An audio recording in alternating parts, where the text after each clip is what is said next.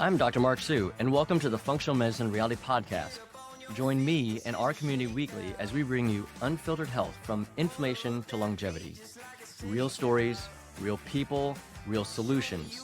Experience real-life health changes from both patients and practitioners, and learn how to turn cutting-edge information into real results in your own life so you can feel better, live longer, live healthier, and be confident and clear in your healthcare choices. Let's get real and get results. Welcome again to the Functional Medicine Reality Podcast. I'm Dr. Mark Sue. This is Leah Habjan, and we are here today to continue our mission on helping more people get better faster. Our goal through the podcast is to help people create more clarity in their lives, especially with all the noise and all the information that's coming at us a million seconds a minute and getting faster and faster with AI and podcasts and all the other social media stuff that, yes, we are doing here right in front of you. Seemingly paradoxically, but we're here to help you create some clarity so that you can live your best life in health, including physical, mental, emotional. And some of that is to help us make better decisions by helping us reduce less waste in our time, money, and effort. So let me just cut to the chase here. Today, we're going to be speaking together with Leah Habjan. She is in the nutraceutical industry. We're going to talk a little bit about the definition differences. I don't know if I've ever talked about that with anybody, Leah, but differences between nutraceuticals and supplements as terms, all right? But she's been working in this industry for about 7 years. She's really passionate about quality nutrition and health, starting at a really young age. A lot of it's based on her personal life experiences and her upbringing from her parents. Her family's always had a real emphasis, her family of origin has always had a real emphasis on food quality, taking care of their bodies, and being very health-minded in a sort of progressive way for the age and year. So she was inspired to study biology in college. That was the origins of what led her to where she is today. She is employed by a supplement company or nutraceutical company called Orthomolecular, but she's experienced her own functional medicine journey, which we may tap into a bit today. And she's been a patient receiving care just as much as anybody else, if not more so. So she's had a lot of insights on that journey from patient perspective, as well as through her workspace, her work position, and she interacts with clinicians all the time. That's the name of the game for her work. So she said that, one of her missions in life is to add value in every conversation she has, taking an educational approach, meeting with physicians in particular, clinicians, but including friends, family, no doubt, but she's not patient-facing, working directly with patients. So I want to preclude one more piece before we get started here, Leah. For those who know me well, I'm very, very careful about bias within myself, and I'm always on the lookout for bias from others. We covered that in some rather great detail in the podcast recording with Dr. George Papanicolaou, best friend and first boss, colleague who works at Mark Hyman's Ultra Wellness Center. So we won't revisit all that, but it's to say, we're having a conversation here today between you and I, Leah, about supplements, and you work for the supplement industry. All right. Mm-hmm. So I'm just going to say from my end, and then I'll let you kind of put in your 2 cents. The reason we're having this conversation isn't to sell anything. All right. This is not an intention at all, directly or indirectly, passive aggressively, nuanced, whatever. There's no intention here to sell, and there's not even an intention to necessarily highlight Orthomolecular. But I came to you asking about having this conversation because I find you to be extremely balanced, extremely mindful, extremely thoughtful, and extremely research-based, all right? In our practice, we don't meet with big pharma reps, not because we don't want to, it's just, I'm sorry, not because it's an anti-dogma kind of thing. We just don't find a lot of value in it per se, okay? We don't find the need. We do meet with supplement and lab vendors and reps regularly, and so we have a reasonable experience especially over years of what that interaction looks like. And certainly it is business, right? It is business. That's the reality of it. So, but our experience with you in particular is that we learn so much talking with you, and it's just major geek out sessions. Okay. I think we get the sense, doesn't have to be, I get the sense that it's kind of similar. It goes both ways, but nonetheless, the goal here today is to talk kind of broad scale, high level about how we as clinicians think through the supplement world, might or might not touch on biases, but I want to give people a sense of yourself as a representative, if you will, of the supplement industry and of your company as well, because I find you to be so integral. And I think that especially if there are folks who are huge skeptics or justifiably at times intermittent skeptics, because we're all wondering how much we're just being presented messaging to buy something, okay, whether it's Yeah. social media and emails and email blasts and everything else, okay, social media influencers, et cetera. It's a justifiable perspective that people have developed, whether intentionally or not, regardless of their actual inherent personality. So enough being said, let me just shift the mic to you and let you put in a couple 2 cents on this pre-qualifier, and then we can get going here. Sure. The first thing I'll note is while I do represent orthomolecular, the thoughts and opinions I'll be sharing today are my own and not a reflection of ortho or their thoughts or opinions as an organization. Although some things may align, it's everything that I feel about the industry. And I just want to be clear that I'm approaching this without bias as well, just because I think that's really important. And I do appreciate that you recognize that in the conversations I have with, you as a physician, your team. I try to bring that actually with a lot of my conversations. I just approach a lot of my meetings with really a focus and emphasis on education on raw materials, and really just presenting evidence and information. And I think, the company I represent, we do a really wonderful job of formulation, but there's a lot of really great companies out there as well that put thought into what they put together. And I'm not one that's ashamed to admit it. It's a pretty robust industry. But I did want to reiterate that my thoughts and opinions are my own today. And like I said, I do approach my conversations with as little of bias. Of course, I'm always going to be biased towards what I do for a living because I love what I do and I love the company that I work for. But, there's a line I think that's appropriate to cross, and I'm mindful of it. Yeah, you've always been really, really professional. We have mutual colleagues like in your industry space, right? And I've observed that collegial, not just respect, but at times even just outright collaboration. Like Mhm. with your own sort of quote unquote competitors, which is not that's not common. Okay, and I have observed that to be genuine, and true. So again, it's just my compliments to you and respect for you, and why, in part, why I wanted to invite you to, have this dialogue to share with others. And then I lastly will just say, yeah, there's been other pieces of content that we've put out, even outside the podcast, where I've alluded to roughly 3 companies in my mind from my observations that put a lot of work and presenting as solid data as we have behind the products, research and et cetera. And as I've said before, and I'll say again here, Orthomolecular is one of those companies. I'm open to learning more about other companies and such as we go along, but Orthomolecular has historically always been one of those 3 that I just have the most trust in, because you guys are so intentional and effortful on having rationale or studies and data as much as we can on the products you guys put forth.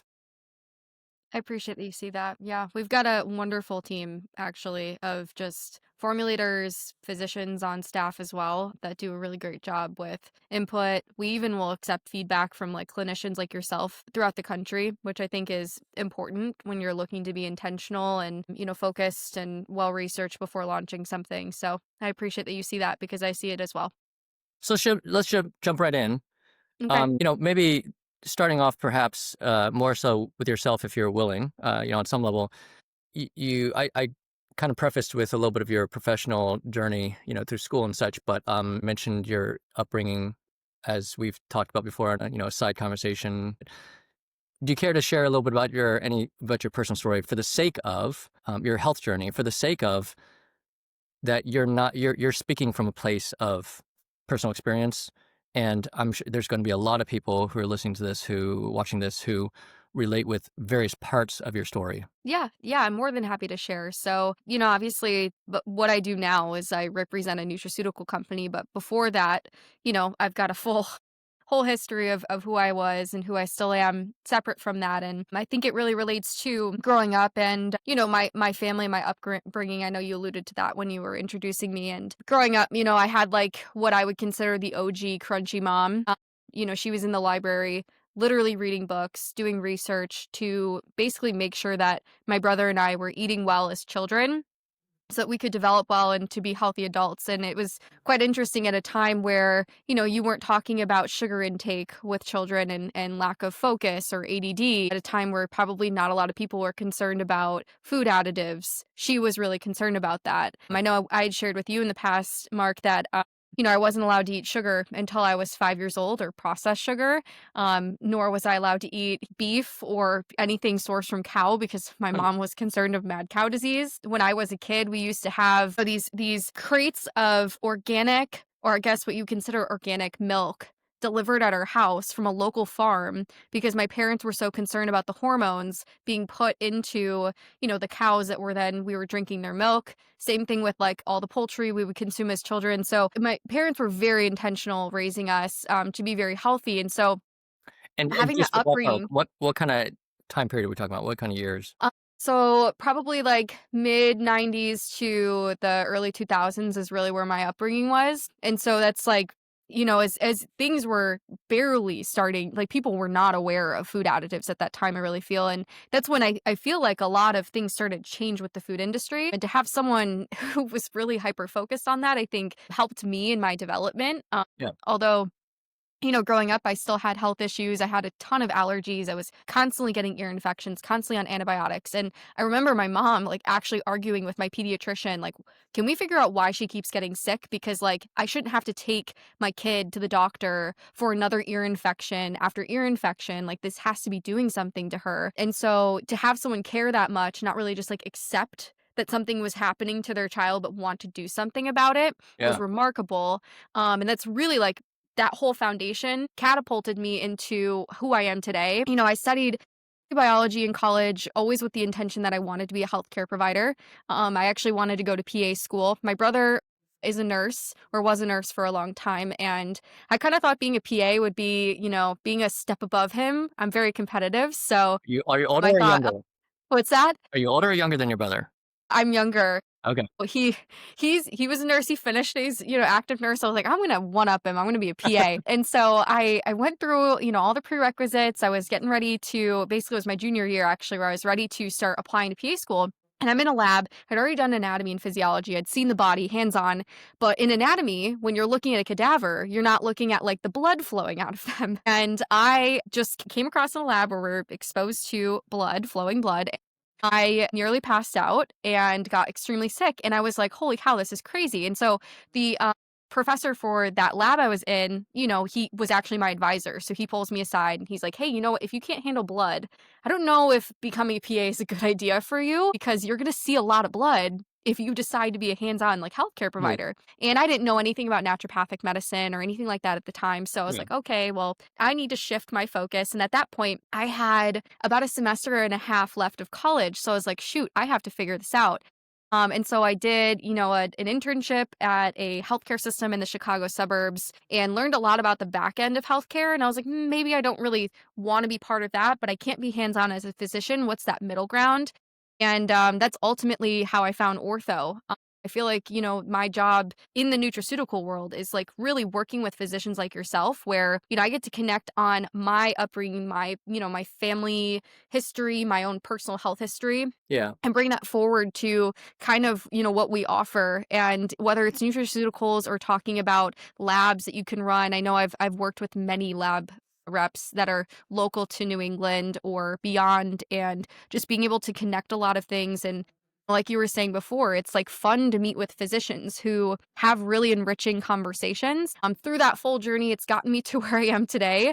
And, through the process, I've had continued health issues, but I'm very blessed to be in this industry, to be connected with so many different physicians that are super knowledgeable and can really, help provide guidance. Although I do have my own primary care physician who is a functional medicine provider, it's always great to get input, because I feel like the more information from experts, the better people can become. So that's like the benefit of podcasts like this. And although it can be overwhelming for some, I appreciate it while I'm doing even my own research to uncover things. So it's Yeah. the endless pursuit of information. Yeah. I mean, you're definitely a researcher, and Hmm. I won't put on the label of data junkie, but some people, I have friends and colleagues who would call themselves data junkies, and it seems like you guys are kind of similar, in a similar boat as with Yeah. as many of us are actually. Mhm. So yeah, that is a challenge, and we can come back to that as far as like, information semi overload or overload outright. So okay, let's jump into I alluded to earlier the question of terminologies, right? So this is literally like raw unscripted.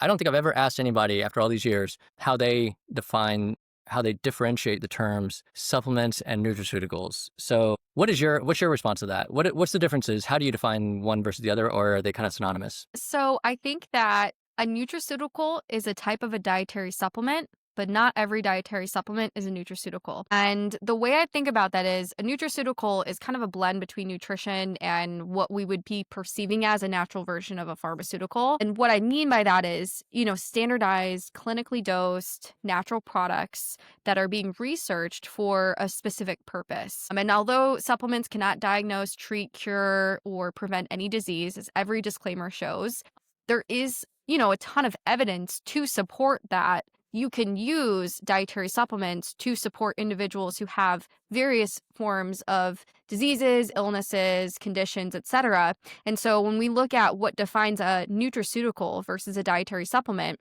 I would say nutraceuticals are way more thought out from a formulation standpoint. You'll typically find them to be therapeutically dosed and well researched raw materials versus a dietary supplement can range from therapeutic to non-therapeutic.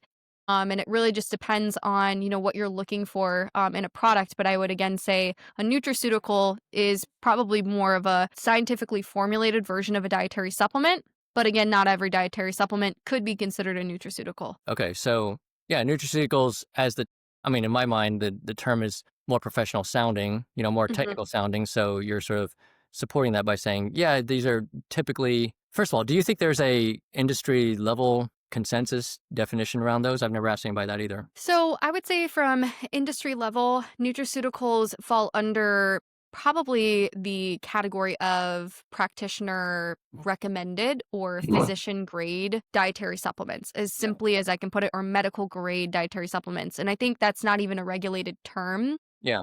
But I would say I anything think, that falls under something that is clinically researched or at least formulated raw materials that are clinically researched put into a product, yeah. that would be a more standard definition. But there's no what I would consider working standard definition Yeah. that everyone can utilize and say this is what a nutraceutical Yeah. is. Yeah. Yeah. So it's probably something that was coined by somebody. Hmm. And as obviously pharmaceutical, nutraceutical, so something more natural and whatever. But so you think of it, and as do I. I think I hear you saying it's a subset of the supplements as a category, and they're more professional grade or more thoroughly well studied, and there's a little more data or expectation, targeted intentions, and maybe efficacy expectations. Fair? Yeah, I would say so. All right. So expanding on that, can you share with everybody and myself your thoughts on the supplement industry? We'll say not nutraceutical supplement industry as a whole. Not necessarily just to do with orthomolecular, but the industry as a whole. You may have some biases. Many of us have biases, and I have my own opinions about the provider community or practitioner community in the functional medicine world, and about biases, with pharma, non-pharma. But knowing what you know, what would you list as the good, the bad, and the ugly with the supplement industry? So I think I'm going to take quite an unbiased approach with this because I think that there is a way to be unbiased. And where I would say, just from a whole, supplements should be FDA audited, meaning that the FDA is coming to a facility and inspecting that facility to ensure good manufacturing practices. So when you see that a supplement or nutraceutical company says they have CGMPs, they should, because that is required per the FDA. And so, from a general sense, everyone should abide by the good manufacturing practices for producing nutraceuticals or supplements. And so, from that broad perspective, there are companies that do it by the books and do it very well. And there are companies that I think are just looking to, on paper, look like they are performing in a way or producing in a way that is deemed acceptable, but may toe the line of what could or could not be okay per FDA standards. I would say from a good manufacturing perspective, when you're working with a professional nutraceutical company and they're manufacturing those supplements, they are treating that manufacturing process to the nth degree, meaning that when they take in raw materials that they are putting into their products, they're testing those raw materials before they even enter the facility for purity, for potency, for identity of that raw material. There's something called core sampling that should be done and is typically done by good professional nutraceutical companies. Essentially, that's taking a big tube and sticking it in and looking at all layers of basically a bag or barrel of a raw material that comes into a facility and testing to ensure it's consistent. So there's no filler sitting in the middle and it's not dressed in such a way where it's not truly what that raw material is claiming. So if it's a professional nutraceutical company, they're doing that initial testing to ensure that it's true before they're even bringing it into their facility. Some companies I'm will refer sorry, you said that's called core sampling? core sampling, yep, and they'll refer to this period before it comes into the facility as a quarantine period. So that's where that professional nutraceutical company should be doing their in-house initial testing. After that, they'll bring it into the facility so that they can start to formulate if it does meet their expectations and their standards for formulation. From there, there's a level of expertise that goes into the machinery that can be used. From things that they're using to ensure that the raw material is uniform with the other raw materials or things that are mixed in with that supplement, and then to get that into a capsule. So from a professional nutraceutical standpoint, everything is clean. You should walk into the facility. If they allow you to do a tour, you should see that there's no dirt, cobwebs, spider webs on the floor or around. I've been to the facility of the company I represent, and I'm terrified of spiders. My first comment to the tour guide of our facility was, I've been looking around for spider webs everywhere because I'm afraid I'm going to see one. And he said, it's funny you say that. We have to clean this facility multiple times per day to ensure that there's no outside contaminants such as spiders or other bugs that could potentially get into a supplement. If someone is producing a supplement, say in their garage, which a lot of people make a funny joke of, my business started in my garage, you would be shocked. There are some supplement companies that produce their products in a random warehouse or in a garage, and they aren't controlling that whole process. So when I talk about the differences of a good manufacturing practice, that's really what I'm describing. The unfortunate portion of the industry is, unless someone is notable and on the map, sometimes the FDA is not at their doorstep every year or every other year. There's a certain number of times the FDA has to come in and audit a facility on a regular basis to ensure good manufacturing practices. I'm sorry, I thought you were implying that isn't done regularly. So it should be. It should be done regularly, but sometimes if it's a smaller company, sometimes it's not done to the same degree as, say, someone who's, a 500 million company that is producing nutraceuticals. They're going to be visiting that facility probably more frequently than a smaller, mom and pop type of supplement company that are just doing in-house encapsulations. And that would be under the guise of your smaller supplement companies, kind of the ones you find on little websites, which no knock to them because they could actually be really great products. But there is a level of professionalism in the manufacturing process. And because, sometimes the FDA isn't all eyes because there's only so many FDA representatives, Sure. they're going to pay attention to where most of the volume is going to versus those smaller facilities, which makes things challenging. And I would say that's part of the ugly part of the industry. I think another thing as well is not every supplement company, so nutraceutical companies should be doing this, but not every supplement company is testing for identity, for purity, for potency, doing all of the things they need before, during, and after the manufacturing process from a manufacturing standpoint as well as a testing standpoint to ensure the quality of their products. And so when we run into that issue in more of the common supplement space, that's where we get inconsistencies. That's where you look at these consumer reports where someone goes to Amazon and they buy XYZ types of products. They go and test them on their own and they find there's no detectable vitamin D, or there's, hyper detection of vitamin D where it's well above the listed dose on the supplement facts box. So that's kind of what I mean by like the bad or ugly portion of the industry is when they're not regulating and testing and doing all necessary steps for the manufacturing process. That's when we can run into some of the things where people say, oh, I don't trust supplements because they don't work. Yeah. It's usually the companies that aren't investing in the quality of manufacturing that are producing the products that aren't as effective as, say, a nutraceutical would be. Okay, so I got several questions now to clarify. Yes. Number one, number one, did all those steps that you threw out, the core sampling and then the any kind of regulations or practices in the actual formulation, and then you didn't get to it, but I'm sure there's another piece about batch testing, right? Yes. Being sure that that there's consistency in the end product between different batches of whatever product is being made from time to time, right? Hmm. And so I know that there's some companies may differ in terms of we tested, we just test that product once every, I'm making this up, every quarter or whatever, but we're not testing every batch. If we test every quarter and that one lot or however many we test is good, we're just calling the whole thing good. Is that fair? Does that probably happen sometimes? I can't speak to what other companies do. What Okay. I can speak to is what a professional nutraceutical company should be doing is if they're doing their manufacturing and testing correctly, is they should be testing with every lot that's produced. And you should be able to find that batch testing or that lot testing through a certificate of analysis. That is something that they should Yeah. be doing. But to say every single company is doing that, I'm not entirely sure. I can only speak from my Yeah. experience and what I've seen. And I think that's why I say that because I know when companies say we stand by our products, we do that lot testing, that batch testing, that sort of infers to me that, okay, the other companies aren't necessarily doing that. So, Mhm. I mean, maybe they're not doing it at all. Maybe they're testing just here and there and they're just calling it, the extrapolating. I don't know. But are all those pieces you mentioned at the very beginning, the CGMP, Mhm. right? The manufacturing process certificate. So, as a whole, what percentage of supplement slash nutraceutical companies do you think actually have that CGMP label?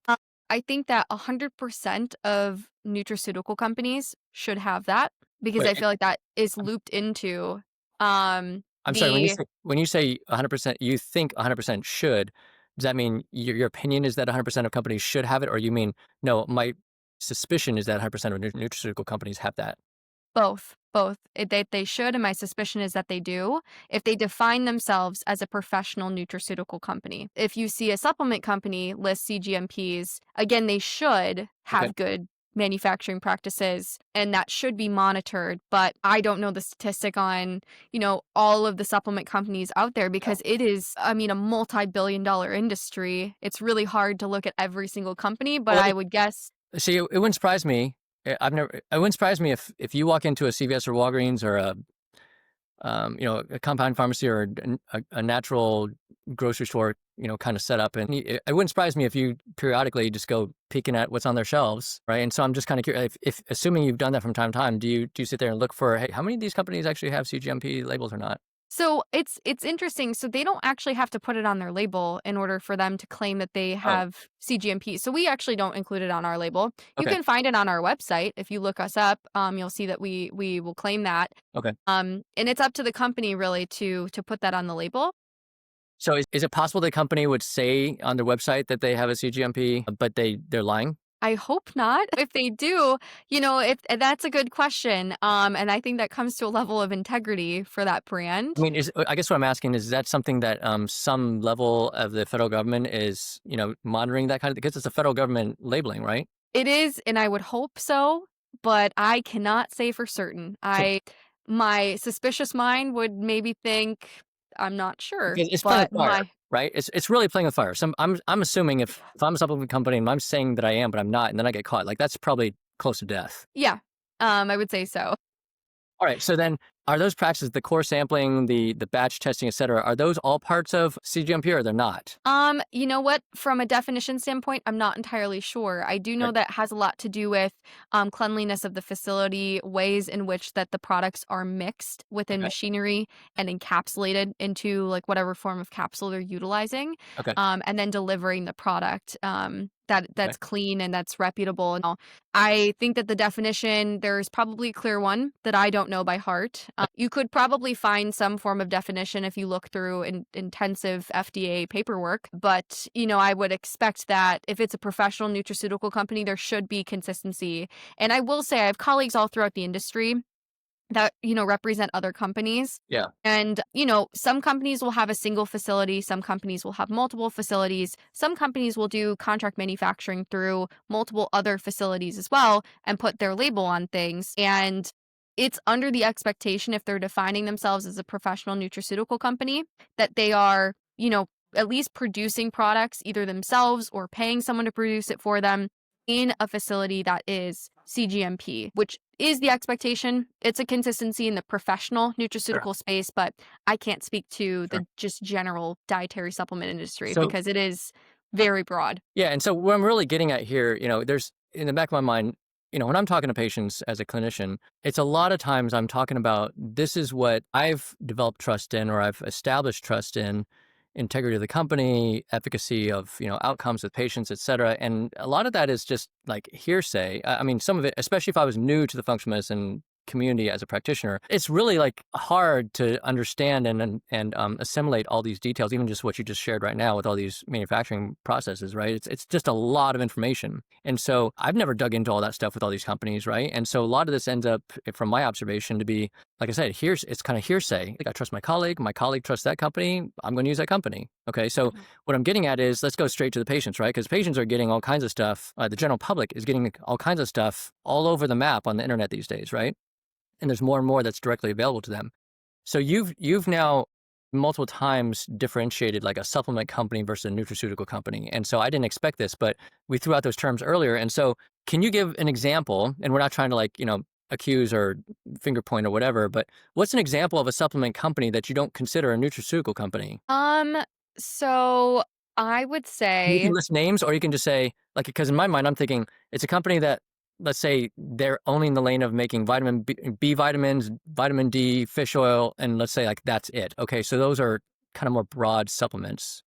Is that like a category, or if you do have names of examples, we're not trying to be negative to anybody, just yeah, I think that there are some companies such as, your major greens companies. I'm sure you can think of an example, gets promoted on a lot of podcasts. If you look at the level of testing that happens, if you look at consumer reports, sometimes we'll see that they, will test positive for heavy metals. You'll see that they'll test positive for certain contaminants that they shouldn't test positive for. And if, I'm sorry, oh, Major Greens company, that's a brand name, or that's a uh, category? there are some companies that produce greens products.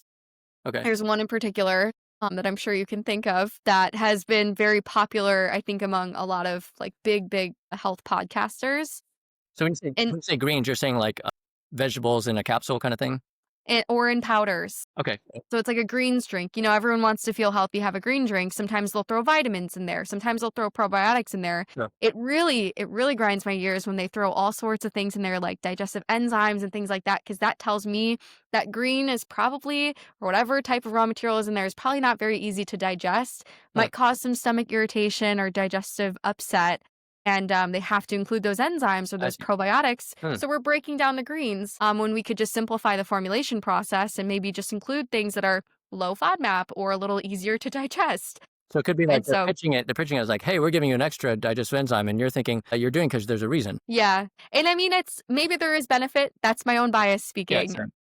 And the research that I've done, but there are supplement companies out there that get widely blown up and popularized through social media, through podcasts, and I think they always start with good intention. I think every company starts with good intention, I'd and like to think so. it would be completely unfair for me to not admit that. Now there's probably some bad ones out there, but I am someone who believes that there's good in everyone in the world. And so I'm believing that everyone starts with some mission that is good intentioned, and sometimes as a company grows too rapidly, if they lose touch of that, then things will change with their Yeah. manufacturing, and that will change the quality of that supplement or even of that nutraceutical. I've Yeah. seen a lot of that happen over the past probably 5 or 6 years since COVID. Actually, I've seen companies completely change the way they've operated, where maybe once they were considered a nutraceutical, but now I would probably throw them more so in the category of general dietary supplements. Okay. And that comes down to, definition standpoint. What changed about their manufacturing practices? What changed about the quality of their raw materials? Are we really investing in good quality raw materials? Are we changing things to be less expensive for the consumer, but not as therapeutic? So there's, a level of, I think, again, professionalism when it comes to a therapeutically dosed or well-researched raw material within Yeah. a specific formula. We want that to be consistent because if it's, say, someone's a poor methylator, for example, if we go from producing something that has methylfolate in it, and now we've decided to change the formula to have just folic acid in there, if someone's a poor methylator, will they absorb that folate? Probably not to the degree that they would if it was Yeah. methylated. So those are the types of things I've been seeing. And I think that's kind of where I'm getting at in the definition between a supplement company versus a nutraceutical company. Now, nutraceuticals are supplements, but not all supplements are nutraceuticals. So it's just a level of, I think, manufacturing and quality behind that raw material or that formula that they're Yeah. producing that So I think is end result for the consumer. So let me rephrase and sort of like nail it down. How does and someone in the lay public, or for me for that matter, can I identify on my own a company being a supplement company or a nutraceutical company? I think so. And I think where you can define that is for nutraceutical companies. Oftentimes, if you go to their website and you look up a product, usually they will have a product information link. They'll bring you to a page that'll give you a full rundown of that product and the research behind each raw material. I can think of a number of examples within the professional nutraceutical industry. And maybe they're not practitioner exclusive, but they've researched everything behind their formulas, and that, I think, speaks volumes to what I would define as a nutraceutical.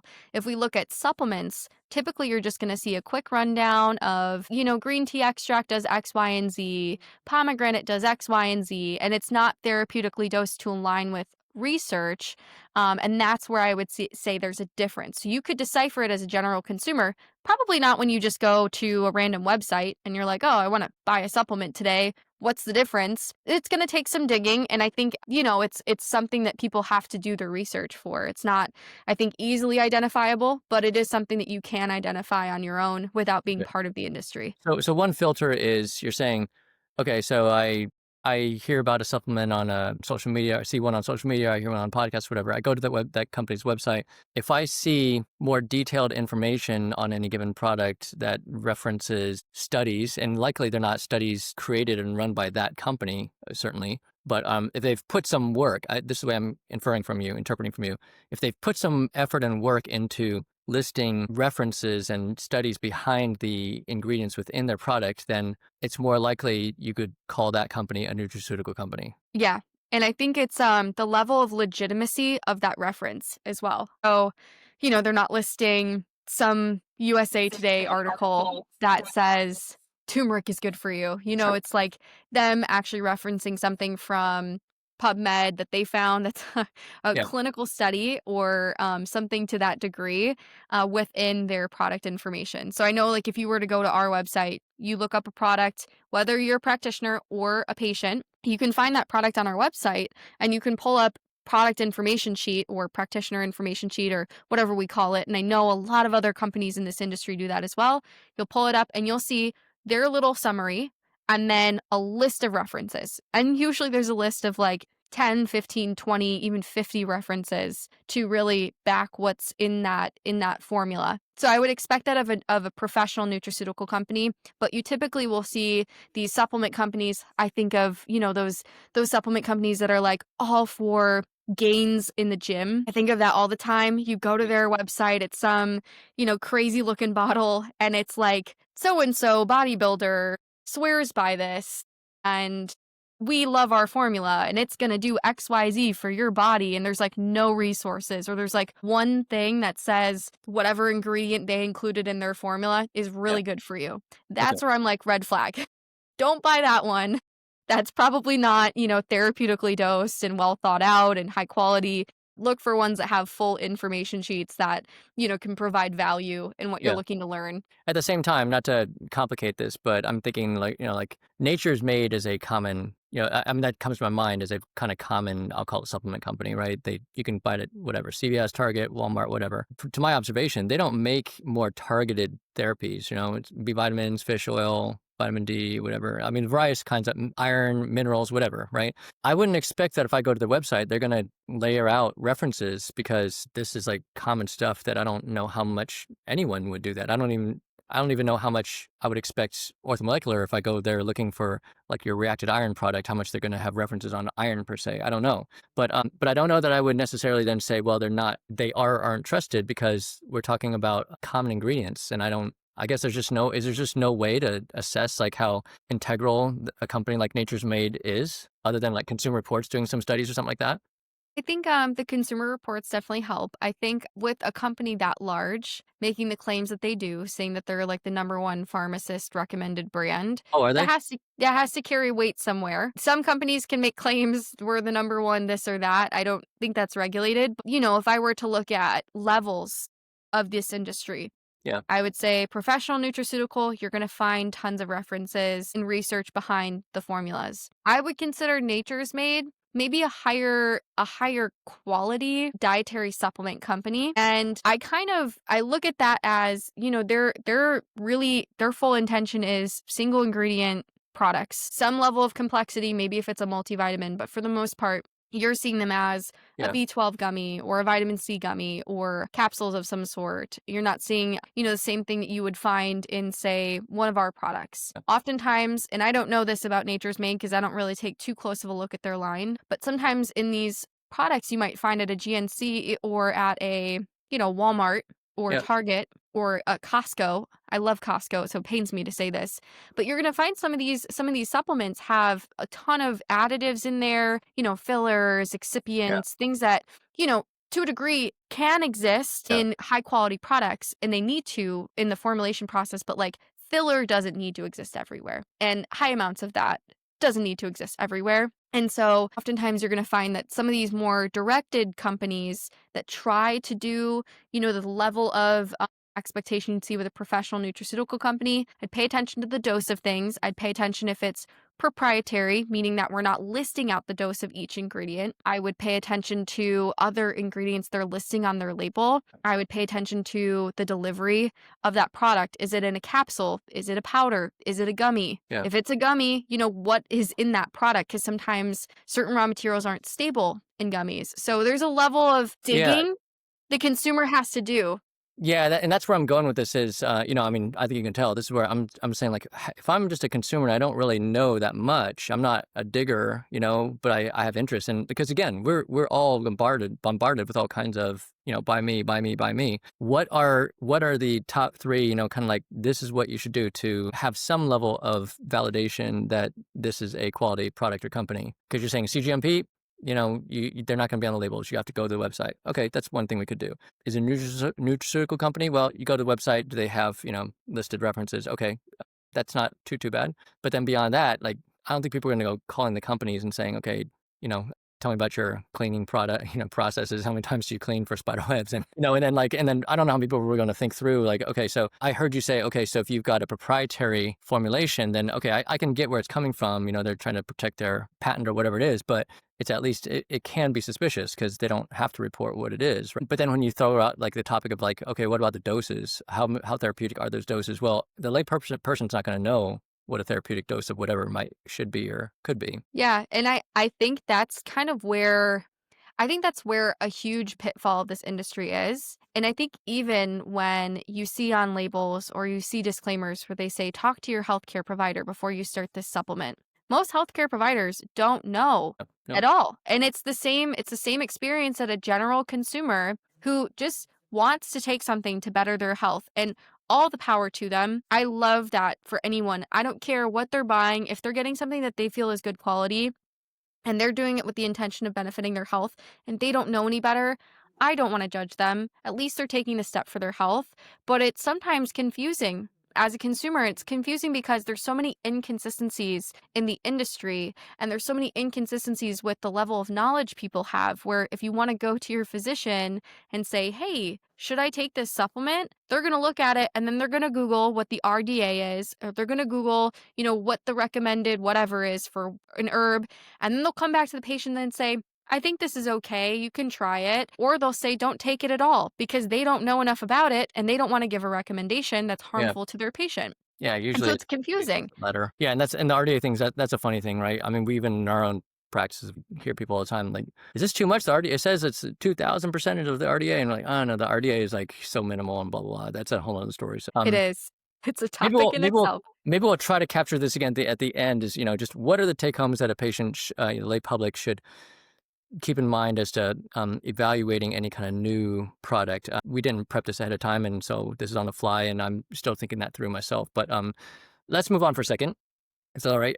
So, thinking about, in some ways, I'm kind of because it's the nature of the game that this is an industry that isn't more regulated than it is in the U.S. Okay, certainly not regulated like the pharmaceutical industry, and so we've kind of talked about, hey, there's a lot of there is complexity, and there's a lot of room for uncertainty and confusion, right? And there's a lot of room for being having the sweater pulled overhead, right? The wool pulled overhead, that we're being given something that really doesn't have what they claim they have in it, right? Integrity of content, et cetera. So what would you say to naysayers, skeptics of the supplement industry about the validity or efficacy of supplements, or some of them, et cetera, given what we just said, that sometimes it's hard to tell what's legit or not? So if a naysayer or skeptic is here, like going, yeah, this is why I don't take supplements and why I don't trust them, what might you say in response to that? I say it all lies in the quality of the product you're consuming. And it's something I'll hear from newer physicians to functional medicine. They say, I don't want to have my patients have expensive urine or expensive poop. Yeah. That's like the one thing I hear from people. I don't want expensive urine. And my response is always, the urine won't be expensive if the product is actually being absorbed.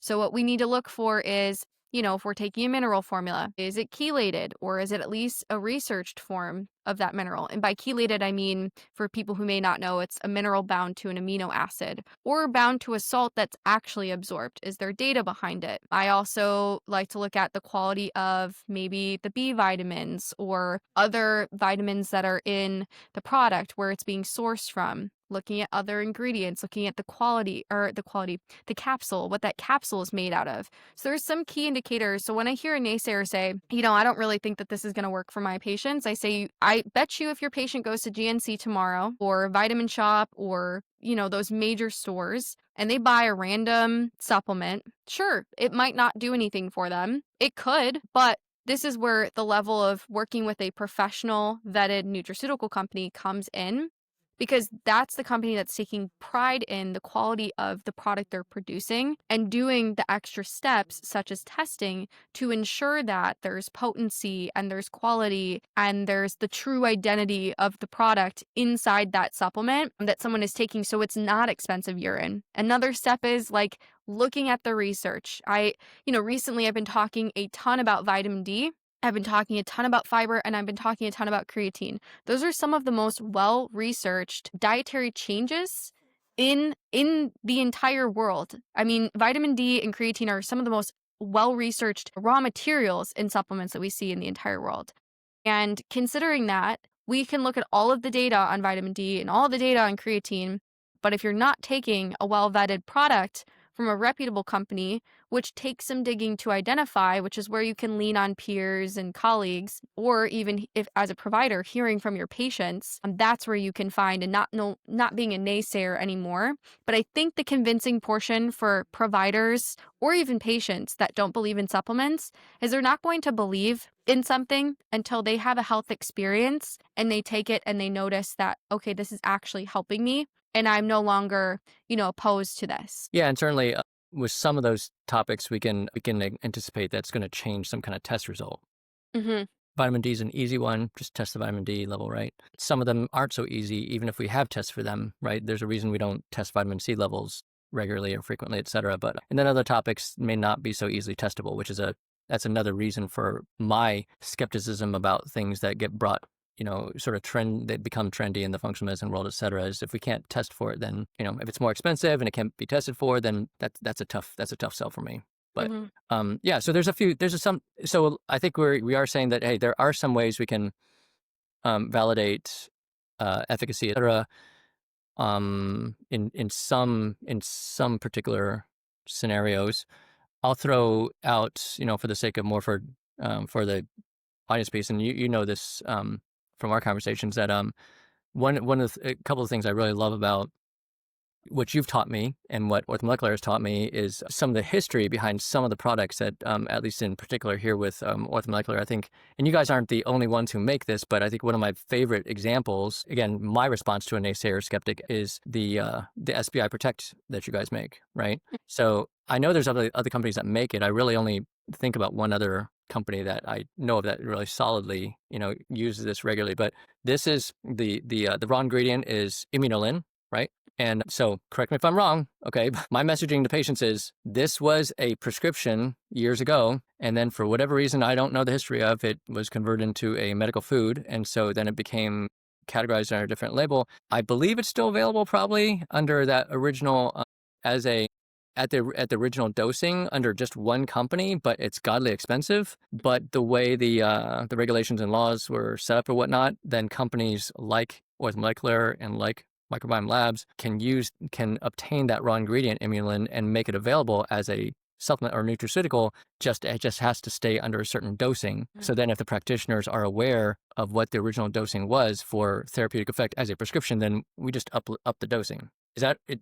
Any inaccuracies there for me? No, that's consistent. So Immunolin is actually a really well researched raw material as well. So I think, again, when we're looking to identify a true nutraceutical that's not expensive urine or expensive poop, like it's looking at the data behind the branded ingredient or source of ingredient that a company is using. Immunolin has, I think, somewhere around 74 human clinical trials. We're just using it again in humans, most notably for irritable bowel disease or IBS as well. So IBD or IBS, but there's far more research growing on that raw material. But most of the clinical dosing, if you look at those clinical studies, is between 5 to 10 grams at the clinically studied dose. Sometimes you'll see it as high as 20 grams, even higher I've seen in acute cases. And that, again, is pointing to therapeutic dosing. Now, with someone like ortho, we are allowed to dose it at 2.5 grams per scoop. If you wanted to get similar to what the study dose and what the pharmaceutical dose would be, it's about 5 grams. And so when Right. it's studied to support those types of patients at that dose, usually what I say in my conversations with providers is, a good maintenance dose is 2.5 grams. If a patient is not having an active flare up, you as a clinician make the decision on how you want to dose it to the patients.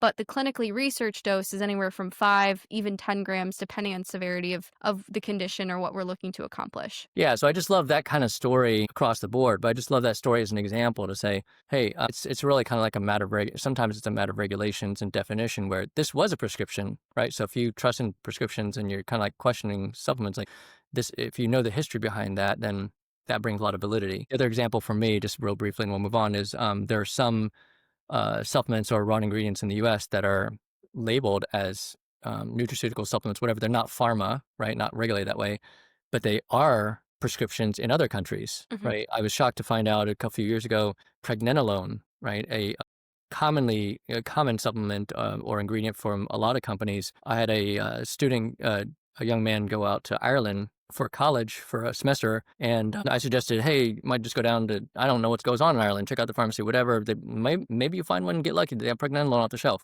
Found it, but he said, no, it's a prescription. I don't know why, right? Or the other one that I love is, as an example, is diosmin, right? It's a supplement in the U.S., but it's a prescription for hemorrhoids and varicose veins in other countries. So in any case, those are, yeah, we're just kind of spitting validation on some of the, sometimes it really does come to, despite the lesser regulations or despite the some decent uncertainty or variability in the industry, there's a lot of value in you just have to, in various companies and products, you just have to kind of know, this is my messaging to patients, okay, just me, you kind of just have to know you have to kind of know the industry and know somebody who knows the industry, one or the other. Yeah, and I think honestly, that's where you find someone who you trust for the information you're receiving, and that could be your healthcare provider. That could range from someone like yourself that's a medical doctor, a nurse practitioner, a PA, a nurse, a chiropractor. Some people even will, discuss supplements at length with those individuals, with registered dietitians. I think finding someone with credentials that you can identify with is really key. People with PhDs, I think, also can provide a lot of value. Health coaches with extensive training, I think, can as well. It's weeding out people that you trust, though. And I think, coming back to something you mentioned earlier, the landscape of today, we're inundated with so much information, podcasts. Like you look something up on ChatGPT and it's like, take XYZ supplement. And, it's confusing as a consumer. And I think that, again, finding someone who you feel is credentialed, that you can trust, that is providing you information that you resonate with is what's most important. While I may disagree with things that they're putting all over their Instagram or their TikTok or whatever they do, I'm happy that they've done their own research. And I'm happy that they have a group of patients that can resonate, or not patients, but maybe consumers that resonate with them because they feel that they're accomplishing a mission. while again, I may not agree with everything they're saying, I'm happy that they're doing some degree of research and spreading that to the general public because research is important and having conversations that are research driven are very important to have, especially in this industry. Yeah, I'm with you. I'm with you. I'm a huge fan and supporter and proponent of at least you're taking action, Hmm. right? And then we may have to course correct or we might have to pivot or modify, but at least you're taking action, and that might be Exactly. with behavior change, with lifestyle patterns, or it might be taking supplements or whatever the case may be. So I'm with you. All right, last couple things, pivoting a bit, but on a brief level. So again, we geek out a lot when we get together and chat. But so can you share with us one or two of your most favorite sort of categorical health topics? Yeah, categorical topics, and then secondly, maybe your top three favorite was orthomolecular products and why? Do they line up with the favorite topics or not so much? I'd say to a degree. It depends on whatever my flavor of the month or of the year is, honestly, with the way I read through things. But I think over the past couple of years, my peaked interest has been colon health, just especially because of the rise of colorectal cancer in young individuals. It is sharply rising. And so I've been doing quite a bit of research. I have a colleague actually who had a friend of hers who was around the same age as I am, unexpectedly get diagnosed with advanced stage colorectal cancer. I think it was stage 3 or stage 4. Mm. Ended up passing actually. Oh my And God. that's devastating that someone that's so young. And I saw that and that sparked my interest of just what can we do to prevent this for people. So that's one rabbit hole I'm like constantly running down. I'm like looking at fiber, short chain fatty acids, different types of bacteria that should be in the colon that become absent if someone has been a repeated antibiotic user. And I think, oh my God, that's me as a child. So, how did that impact my health? Another area that I'm really interested in is hormone health. I think that there's not enough people who know enough about hormones. And my goal is, like I said, in the very beginning, is to add value in every conversation I have, approach everything from an educational standpoint. And hormones and the information and research behind it is constantly evolving. We're constantly finding out new things. We're finding new mechanisms. We're finding new pathways that we need to upregulate if someone's on hormones. So I love that because it's a constantly evolving area of health. And I mean some more so like hormones related to either female health, so hormones related to estrogen dominance or PCOS or perimenopause. But I am actually dabbling into the male hormone world currently because I find that very fascinating. And I'm glad that people are actually looking, at aging men and how their hormones can change as well. But to kind of bullet down then to my favorite products from Ortho, most of my favorite products are things I take personally, and I take them personally because of my own health journey. My first, and you mentioned it, my first and most favorite is SBI Protect. I take that thing every day. I keep it on hand at all times. If I'm traveling, if I'm going out to eat at a restaurant that is like, I don't know what they're cross-contaminating with their food. Like, I keep it on deck because if I eat something that's going to upset my stomach, I'm like, my husband knows this. I'm putting scoops and I'm like choking it down, barely mixed with a spoon at a In the restaurant. restaurant? Yes, I will literally do it in the restaurant. I've done it at weddings. I'm not even kidding. I think bring that thing everywhere. People are like, "What's that thing in your drink? That looks weird." I'm like, "Don't look at me. Ignore me. My stomach is not going to hurt later because I'm taking this. So please ignore I'm me." assuming you're bringing the smaller container, not the big tub. Yes, I am reading the small one. Sometimes I put it in a baggie and I put it in my purse. No, I'm not even kidding. My husband knows. Like, he's like, "Did you take your SBI or like, did you bring it with?" I'm concerned because he knows the night will be over. Like, we'll have to go home. So I bring it everywhere. I also take our fiber every day. I've expressed my peaked interest in colon health and hormone health, which I think those two things actually go together the more and more you dig. But I take fiber MGP every day. That's my new favorite product from Ortho because it's 11 grams of fiber. And I'm a fiber freak. I try to get in as much fiber as I can every day because the longevity data on it is phenomenal. The hormone balancing benefits of fiber consumption is also incredible. And then the final one, I think, if I had to choose a third, because there's more, Mitocore is one of my other favorite products. I love that we have clinical research on that product. I love that every time like I take it, if I try to veer away from it, which I did this just recently, one of my friends, she's in the health space and she was like, "Hey, like I've got these vitamins, it's like a powdered one." She was like, "Can you just like do you want to take some?" She had some left. I was like, "Okay, I'll buy like 2 from you. I'll take it for 2 months." and I felt crappy. I'm like, why do I feel crappy? Like my mood doesn't feel right. And then, I finally finished it and I went back on my mitochore and I was like, oh, the world feels bright again. And it was because Yeah. it was a difference of like the quality of the B vitamins. So when we talk about quality of vitamins, it's like literally I was not absorbing the other B vitamins because I'm a poor methylator. And I was like, oh, that wasn't methylated folate. That wasn't methylated B12. Like, why did I take this? I just, and it was funny. No knock to her. She's lovely, but I should have just stuck on my mitochore. But those are my three faves. If I could choose maybe two others, we have a wonderful inositol formula, and I just love inositol as a raw material.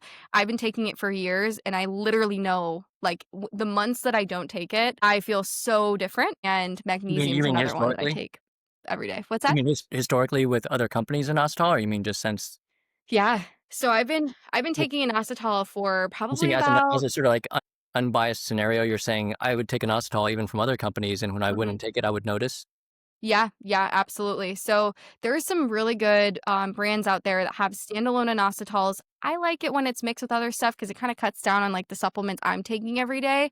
I kind of like the combo products. I love that that's what the company I work for does is we combine things that people are often just like taking so you're not on like a million different supplements. But inositol by itself, especially as the 40-to-1 ratio, there's a lot of really great research on it, but it can be extremely helpful at balancing hormones. If we look at like sex hormone binding globulin, FSH, LH, estrogens, testosterone, all of those things that can be drivers for estrogen dominant conditions, sometimes it can exacerbate some symptoms women will experience during their cycle.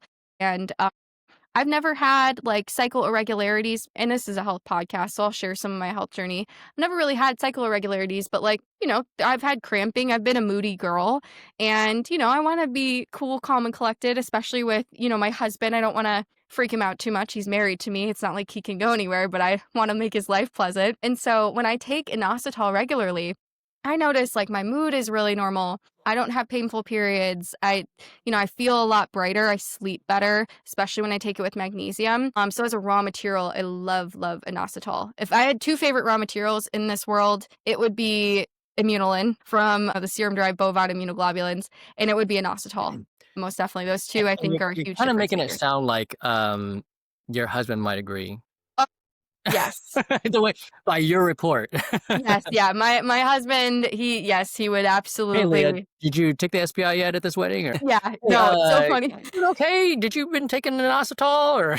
Yeah, no, he calls it my night drink. So, like, every night, if I'm too tired to, like, put it together before I'm, like, getting ready for bed, he's like, "You want me to go make your night drink?" So he'll literally go in the kitchen, he's like, "What's in the night drink again?" I'll start throwing stuff together. He'll put it on the counter as I'm getting out of the shower. He's like, "Make sure to take your night drink, okay?"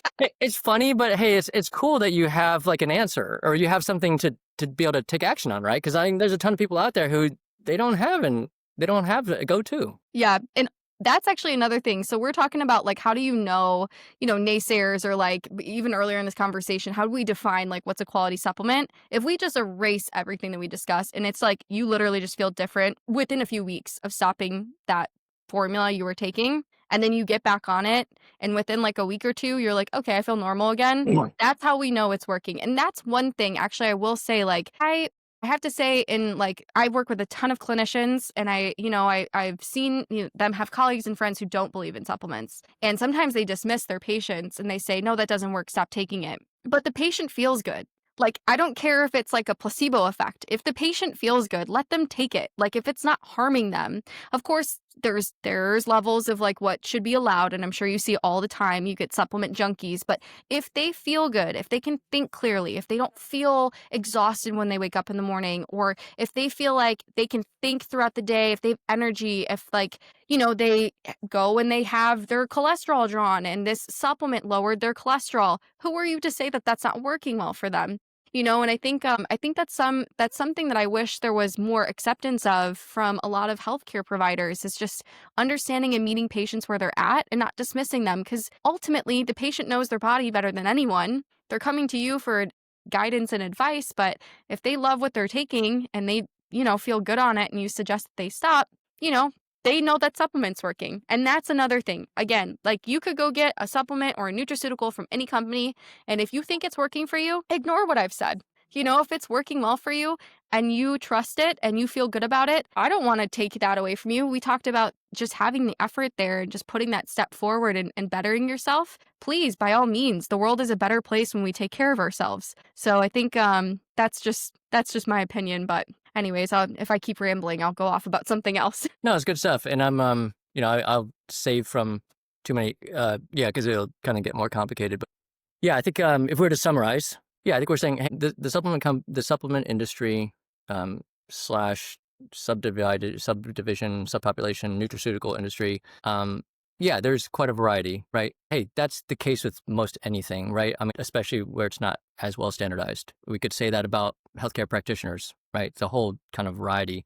Hey, my chiropractor friend said, hey, Mark, there's like 160 plus different methods of chiropractic techniques. I was like, oh my good God, that's very unstandardized, right? So it is what it is. But there's a lot of, at the same time, there's a lot of powerful and effective options. So there's a lot of good tools. It's a matter of as much best as we can aligning those specific tools with the specific needs, and that's where some of my qualifier comes into play in my head as you're describing at the very end some of that messaging that we definitely have some patients. We frequently have patients who they try something that they're assuming is going to help them with, let's say, my almighty favorite example, fatigue. I'm tired. I assumed I would take some iron. I would feel better. I didn't feel better, so I didn't feel more energy. So iron must not work for me, or it might not be. This company may not make good iron or whatever, despite on paper you have low iron. Well, there's a lot of other reasons you could be fatigued too. So, but at the very end, in the end of the day, I agree with you. Just taking action and caring about yourself is still of value. And ultimately, ideally, we'd like to believe that there are more and more.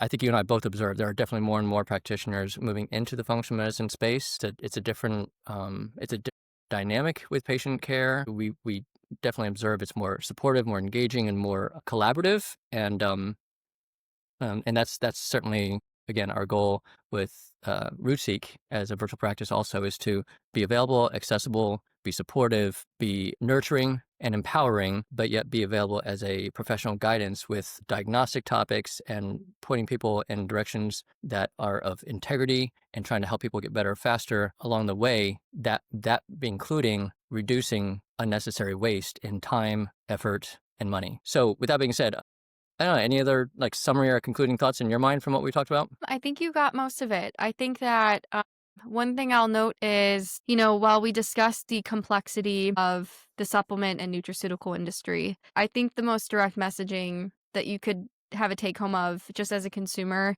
is if you trust what you're consuming and it's recommended by someone that you trust and you've done your research, I think the research portion is very important. Not just going online and seeing some influencer shove something in your face, but looking into what's the quality of that product and learning how to identify that. That's when you know you found something good. Whether it's considered a supplement or considered a professional nutraceutical, if there's something to support the formulation of that product, and you feel safe taking it, I think that's in your best interest. Now, I'll be biased. I think professional nutraceuticals are the way to go, but it's not something that's consumable by every single individual. And it does take a level of expertise to identify potent products and good quality products. So in sum, I think that I hope everyone gets on a good health journey and they seek out clinicians like yourself because, I'm fortunate enough to work with you. I know we've talked about even some of my health stuff, which has been very helpful for me. But, people could only be so lucky to find someone to trust like yourself who does the research for them. And that's when you're in a good spot. If you can't do it, find someone who can do it for you. And you're the exact person that can do it for your patients. Well, thanks for that compliment. Yeah, we I think that there's a reason we get along so well and enjoy geeking out together with our colleagues. Awesome. Let's bring this to a close. And you know what? Out of a sort of fun, at the risk of sounding a little bit pitchy or salesy, but from a real place of just heart of interest.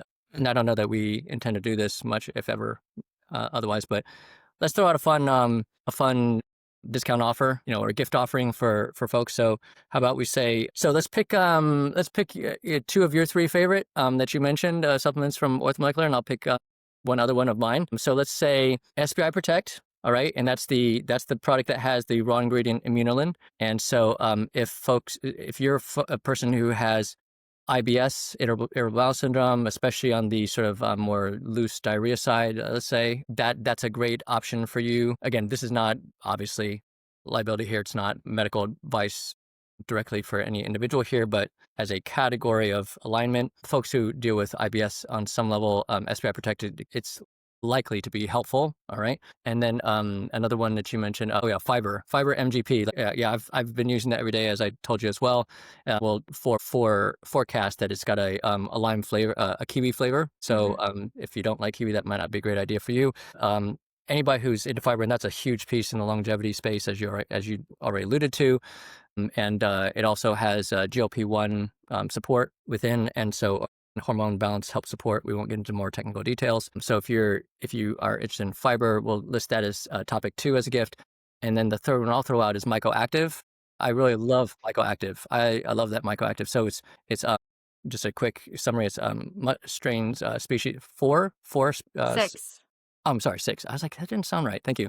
6 Yeah. mushroom strains. And so I'm looking at that for immune system. We test people for their immune profile, their lymphocytes. And when we see it's low normal or certainly outright low, we give people that mycoactive. We might have to go up on dosing, but it's universal. Their numbers will go up, right? Their immune system is healthier. So anybody who, especially patients who have dealt with cancer, like prostate cancer or whatever else, or historically, currently, or they have a strong family history, like I'm very big on upping their lymphocyte counts, for their immune profile for cancer on a support basis, we'll call it. And then, of course, anyone who kind of, as you alluded to when you were sick a lot growing up, anyone who seems to get sick frequently, not that we're going to assume that this is the reason exactly that they're a weak immune system, can be other pieces beyond the lymphocytes, but I love mycoactive. So we'll say those 3 products. Anybody who pings us back through a click that we'll create for related to this podcast, we'll set you up with a free 30% off. That's the max we can do. 30% discount on those products. You don't have to be a patient with us. We're just kind of helping you out as a gift for being a listener and viewer of the podcast. And then we'll throw out an addition. The next 100 people will be after those 2 weeks after this podcast airs. We'll say the next 100 people who ping us will offer a 20% discount on some other orthomolecular product of your choice. The next 100 people, however many days that might last. I just kind of made that up. Is that fair? Yeah. It's on us.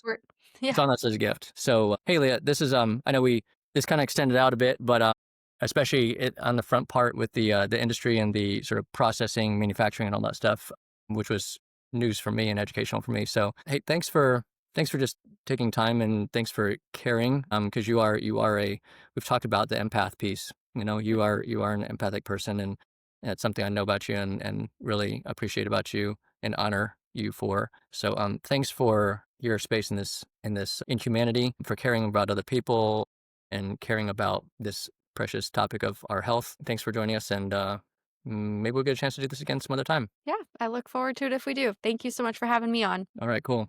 For everybody else, as always, if you are in need of reaching out to us, whether as a first time or a second opinion, and working with somebody in the functional medicine world, as always, you can reach us at rootseekhealth.com. And otherwise, we'll sign off here and talk to you next time.